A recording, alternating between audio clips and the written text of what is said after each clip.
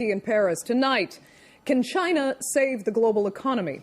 Well, as some suspect, the world's economic landscape may change dramatically as a result of the current financial crisis, China seems poised to increase its influence over global economic affairs.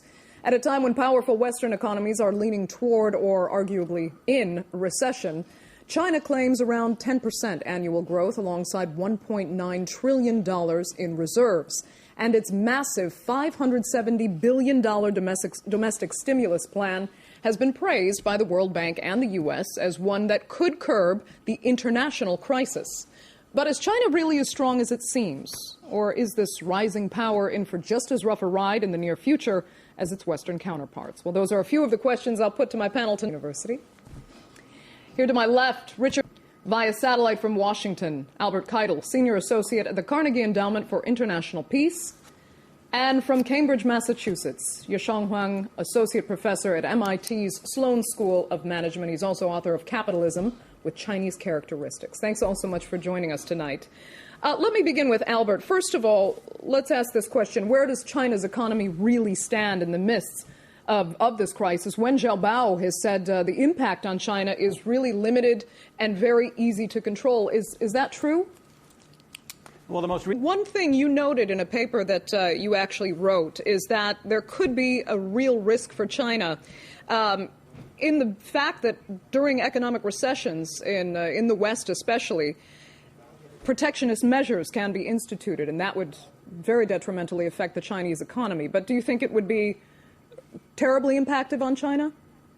Is, as Wen Jiabao said, the impact of the global economic crisis on China very... Yasheng, joining us from Cambridge, Massachusetts. Let's get your insight. Go ahead. Let's get Jean-Francois's input. Go ahead. Yeah, I would... Albert, let me ask you a question. We're seeing the title. I know you can't see our screen right now, but across our screen going out to viewers, the question there is, can China's economy save capitalism? I mean, is that a fair question to even ask? Does the crisis come down to the survival of capitalism and China's capacity, perhaps, to maintain it? No. The savings rate in China is actually not that high. Okay. Fair enough. Richard has been waiting to make a comment quickly. We're down to just a couple minutes left. Go ahead, Richard. Yes, I think that... You had a comment? Yeah, I still would like to... Okay, Albert, go ahead. I know you had a comment as well. Well, I think... Yeah. Unfortunately, I'm going to have to interrupt you there. We need to take a 12-minute break now for news and weather, but we will continue this discussion after that time. All of our panelists return, so do stay with us.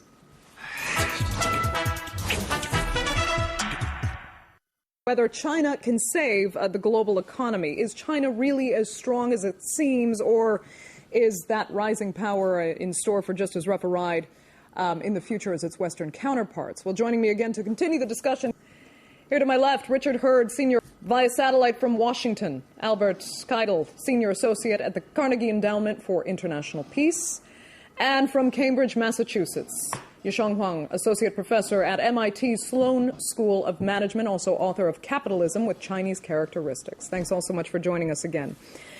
Let me begin with this question. I'll start in the studio here to my right. Second largest holder of U.S. debt and the U.S. economy. Hey, Albert, go ahead.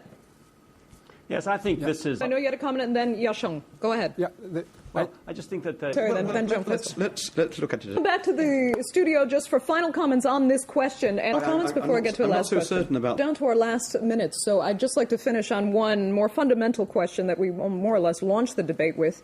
Perhaps you all agree that China can't save the global economy or can't save capitalism, as our title is tonight, but do you envision a new world economic order by perhaps the year 2030 in which China will overtake the United States? Let me begin with Albert. Yes. Go ahead.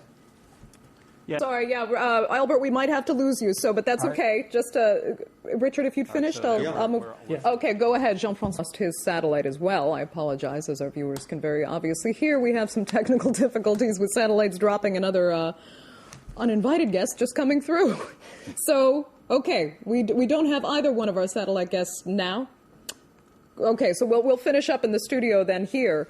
Just on the question of you can continue, Jean-François. Yeah, that's one of the Unfortunately, that is all the time we have for this edition of the debate. I'd like to apologize to our satellite guests that didn't get their final comments. Well, at least one did, but the other did not.